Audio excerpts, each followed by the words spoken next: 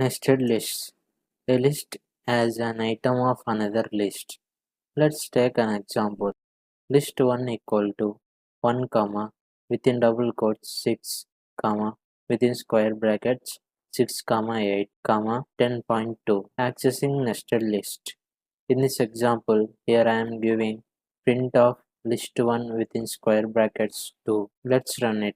See, the output is nested list having items 6, 8, 10.2. Accessing items of nested list. In this example, I am giving print of list 1 within square brackets 2 within square brackets 0. Let's run it. See, the output is 6.